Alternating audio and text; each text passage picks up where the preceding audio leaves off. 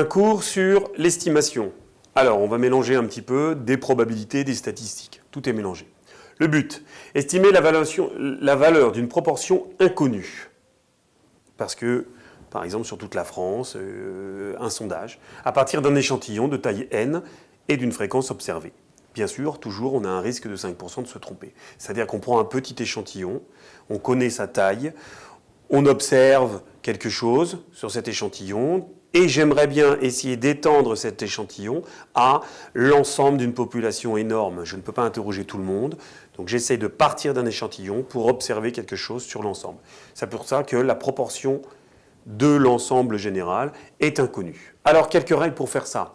On est dans une binomiale quelque part, hein. Je prends n, c'est ma répétition, la fréquence observée ou la proportion. On est dans une binomiale un petit peu et on mélange avec des probas. Il faut que je vérifie que la taille de l'échantillon soit un peu plus grande que 30.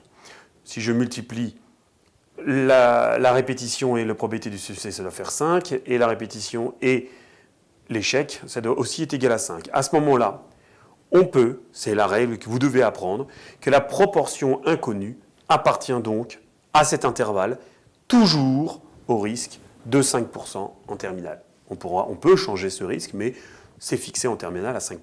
Alors un petit exemple.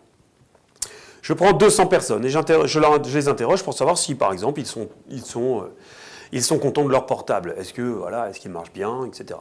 Je m'aperçois que 53% des personnes sont contents de leur portable. Est-ce qu'on peut étendre et dire que sur la France entière, tout le monde, au moins la moitié des gens sont contents de leur portable, à partir de ce sondage-là? Voilà. Alors, qu'est-ce qui se passe? 200 personnes, je reprends une personne, je regarde est-ce que vous êtes content, oui ou non, je le remets, etc. Donc, on est bien dans une binomiale. 200, proportion de la France entière, je ne la connais pas. Alors, j'essaie de respecter mes règles. L'échantillon est plus grand que 30, pas de problème. Il faut que NP soit supérieur ou égal à 5. Donc, je cherche P, N, et de ce côté-là, il divise, 5 sur 200, ça fait 0,025. Donc, je suis plus grand, avec mon risque de 5%, donc pas de problème.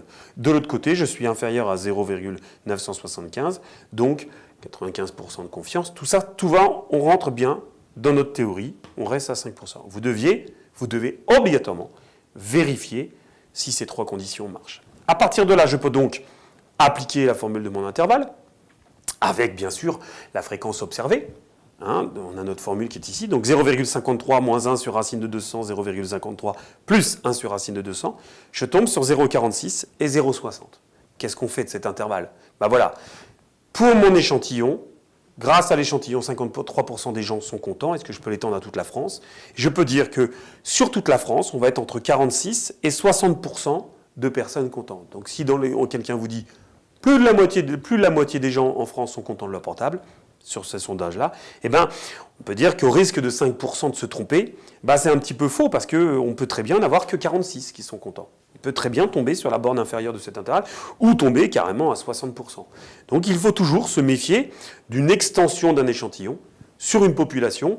Il y a toujours ce risque de 5%. Et voilà. Donc on va vous demander de travailler sur cet intervalle et surtout de faire une conclusion. Est-ce que ça nous paraît pertinent de faire un sondage sur uniquement 200 personnes? Alors c'est vrai que si on augmente n, on va avoir un intervalle un petit peu différent, ça aura des conséquences pour plus tard.